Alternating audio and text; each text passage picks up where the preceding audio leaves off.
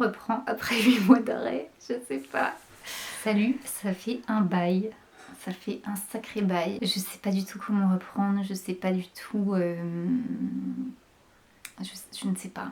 Ma dernière vidéo, elle date du mois de janvier. On est au mois de septembre. Ça fait 8 mois que j'ai pas fait de vidéo. Ça fait 8 mois que je me suis concentrée complètement à restructurer mon entreprise en profondeur. Parce que là, c'était vraiment... c'est devenu compliqué financièrement. En fait, c'est fou parce que je me suis pas dit que j'allais faire 8 mois de pause. Enfin, je me suis pas dit que j'allais faire une pause. Ça s'est juste imposé parce que, bah voilà, mes priorités étaient juste ailleurs. Et je me suis sans cesse posé la question de est-ce que je vais revenir sur YouTube, est-ce que non, sachant que c'est un endroit où j'ai toujours un petit peu de mal aussi à naviguer sur qu'est-ce que j'y partage, de quelle manière. Il y a quelque chose qui n'est pas évident pour moi où je sens que ce que j'aime partager c'est des petites choses du quotidien qui aident. Enfin, ce que j'aime, ouais, c'est le côté... C'est un peu la spiritualité quotidienne des toutes petites choses du quotidien qui font du bien, qui t'inspirent pour ton parcours artistique et qui en même temps ont quelque chose qui font du bien à l'âme en fait. Et donc c'est quelque chose qui est à la fois très universel, à la fois très intime. Et donc je me pose beaucoup de questions. J'ai pu par le passé dans ces vidéos partager beaucoup de choses très intimes. Je sens que j'ai besoin de restreindre le champ de ce que je partage pour garder vraiment des trucs de ma vie privée pour moi. Et en même temps, il y a plein de petites choses que je vis au quotidien. Je me dis, ah, ça j'aurais aimé le filmer, ou ça j'aurais aimé le mettre dans une vidéo. Donc, je vais encore me chercher, je pense, à ce niveau-là. Mais ce que j'ai vraiment envie de partager sur cette chaîne, c'est comment on crée des liens entre l'art, la créativité, entre le savoir-être avec soi, avec l'ensemble du vivant, l'aspect un peu thérapeutique, voilà, créer des ponts avec tout ça et dans quelque chose qui va dans une vie simple, tranquille, pas forcément de la lenteur mais à prendre son temps quoi, à prendre son temps d'aller vite quand c'est le temps d'aller vite et à aller lentement quand c'est le temps d'aller lentement, d'ouvrir des voies sur de la contemplation. Bon, c'est un peu ce que j'ai déjà partagé là par le passé mais de le redire ça m'aide aussi à potentiellement reprendre une ligne directrice pour ce que j'ai envie de partager ici à l'avenir. Donc dans cette vidéo, qu'est-ce qu'on va faire pour reprendre? Je sais pas trop encore. Bref, on va reprendre sur des bonnes bases. Déjà, j'aimerais bien qu'on peigne, j'aimerais bien peindre, j'aimerais bien créer, parce que c'est vraiment quelque chose qui a été mis de côté pour moi ces derniers mois. Donc, ces 8 derniers mois, j'ai fini de me former en tant que thérapeute sur les constellations systémiques et familiales. J'ai revu toute la structuration de mon entreprise pour voir comment je mêle l'art, la thérapie et la formation. Ça va être la grande nouveauté qui arrive, je vais vous en parler. J'ai fait le bootcamp Outsiders de Kylian Talin pour m'aider à restructurer mon entreprise et voir comment je pouvais vivre de mon activité parce que c'était pas le cas jusqu'à présent. En tout cas, ça ne me suffisait pas pour subvenir à mes besoins.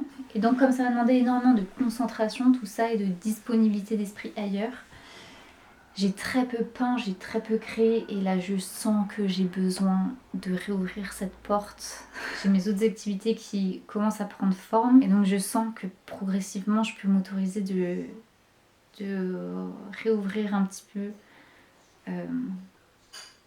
à la porte de la création artistique. C'est marrant, j'ai l'impression que c'est un sujet qui revient pas mal ces derniers temps, chez beaucoup d'artistes, le fait de trouver un équilibre entre sa créativité, s'épanouir dans son métier artistique et comment tu combines ça avec la pression financière. Et moi, je me suis bien rendu compte que ces derniers temps, autant quand j'étais intermittente du spectacle avant, ça me permettait d'avoir, même si t'as toujours besoin de faire tes cachets pour pouvoir garder ce revenu pendant 1 an, ce revenu d'intermittence, Là, le fait d'être complètement à mon compte sans plus avoir d'intermittence, je vois que ça a mis une pression sur ma créativité qui me bloque à plein d'égards et j'ai l'impression que ça a créé un cercle vicieux. Donc ce que j'ai fait ces derniers mois, c'est que j'ai vraiment mis l'accent sur c'est quoi mes différentes compétences, c'est quoi les différentes choses que j'ai à proposer. Moi, ce que j'adore, c'est être en lien avec les autres. Autant quand je travaillais dans le spectacle, j'avais ce besoin-là d'être en lien qui se comblait plus facilement parce que avec le spectacle, je travaillais toujours en groupe avec des troupes. Mais là, le fait de m'être tournée beaucoup plus vers la peinture, c'est beaucoup plus solitaire. Et du coup, finalement, le fait d'être en lien, je le comble plus dans l'accompagnement thérapeutique et l'accompagnement d'artistes que je faisais déjà par ailleurs, mais sur lequel j'ai mis plus de focus, on va dire, ces derniers mois. Donc ravie de vous retrouver, ravie de vous retrouver ici.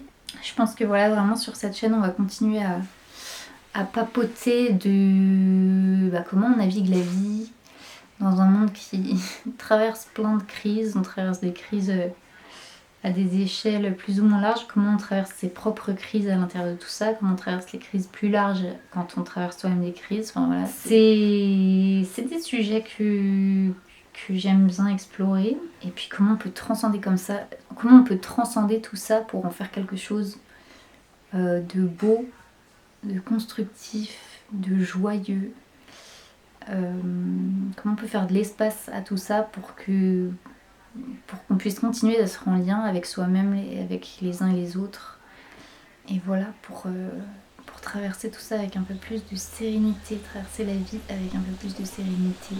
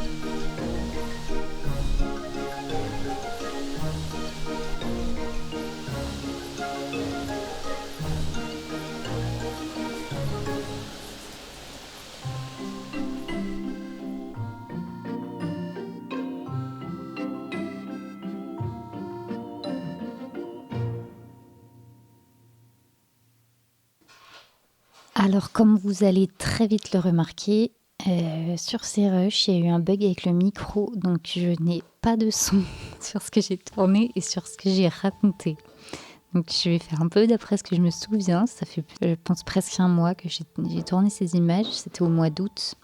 Donc là, j'étais à la fin de ce gros tunnel de formation, à la fois donc, de ma formation de thérapeute et du programme Outsiders qui venait de se terminer après 3 mois intensifs. Je me faisais souvent la réflexion déjà depuis plusieurs semaines que la lumière du matin dans mon atelier, elle est incroyable. Et là, en été, on a eu vraiment des beaux jours.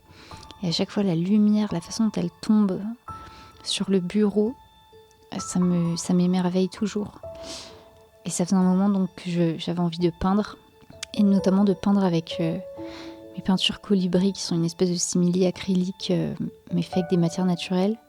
J'adore utiliser ces peintures-là quand je peins des fresques, mais je sens encore le besoin de les apprivoiser pour peindre sur des toiles par exemple. Autant l'aquarelle, c'est un médium que je trouve hyper intuitif, en tout cas pour moi. C'est vraiment un médium avec lequel c'est facile, tout est fluide. Mais ces peintures-là, dès que je sors du support du mur, j'ai un peu de mal à les appréhender. J'ai du mal à trouver mes propres palettes de couleurs signature. J'ai du mal à trouver quelles sont les couleurs que j'aime utiliser ensemble, etc. J'ai encore du mal à me les approprier vraiment. Donc là, j'avais vraiment envie de passer du temps pour ça, pour me remettre, recommencer à peindre mais sans enjeu. C'était vraiment cette idée de sortir toutes les couleurs que j'avais, vraiment prendre le temps d'observer chaque couleur, de regarder lesquelles j'aime voir ensemble, comment elles me parlent, trouver les mélanges qui me plaisent pour potentiellement derrière faire mes propres mélanges et créer entre guillemets ma palette signature, en tout cas les couleurs que j'aime le plus utiliser. Donc c'était vraiment l'objectif chillax de cette exploration-là, ce matin-là. Créer une sorte d'inventaire des couleurs possibles avec les peintures que j'ai là et vraiment trouver comment je peux me les approprier pour que ça me donne envie de peindre plus avec. Donc c'était quelque chose que j'avais envie de faire depuis longtemps et où j'avais du mal à me créer l'espace pour le faire. Donc ce que j'ai fait, c'est que la veille, j'ai installé toutes mes peintures, j'ai préparé mes petites cartes en découpant du coup dans ces blocs de toile. Et comme ça, je savais que le matin en me levant, je n'aurais qu'une chose à faire, c'est de m'installer et de commencer à peindre. Et alors à force d'exploration, je sais pas ce que vous en pensez, j'ai trouvé ce petit combo de couleurs qui moi me plaît bien, avec ce vert, ce rose et ce violet et leur pendant pastel. Et j'ai beaucoup aimé créer ce paysage avec ces couleurs un peu surréalistes. Je pense que c'est quelque chose que je vais continuer d'explorer à l'avenir.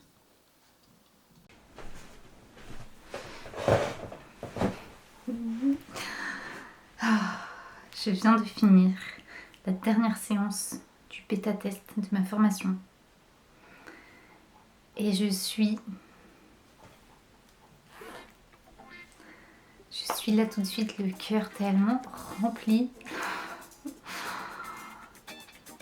C'est trop bien. Enfin, franchement, quand quelqu'un te dit, en fait c'est ça que je cherche depuis tellement longtemps,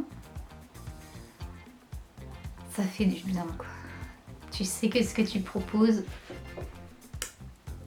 ça n'existe pas ailleurs, ou en tout cas c'est rare. Et tu sais que ça répond à un besoin. Ça fait du bien. Je vais aller me prendre un carré de chocolat pour fêter ça. Un truc qui m'a beaucoup touchée, c'est ce qui revient souvent dans les commentaires des gens, c'est la puissance de ce que j'apporte et la simplicité avec laquelle je l'apporte. Donc ça, c'est un truc qui me tient à cœur, que les choses soient simples et accessibles. Donc ça, je suis vraiment contente. Et je ressors de là, ouais, franchement, comme je vous dis, le cœur rempli.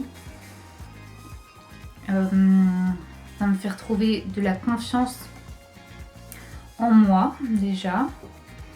Parce qu'en ce moment, c'est pas toujours évident. Ça me fait retrouver beaucoup de confiance en les autres. Et de la confiance en mes outils. Parce que, en fait, ils sont tellement simples que parfois je me dis, mais est-ce que c'est vraiment... Mais oui, si j'en crois. Je vais vous mettre un peu là des petits retours que j'ai eus.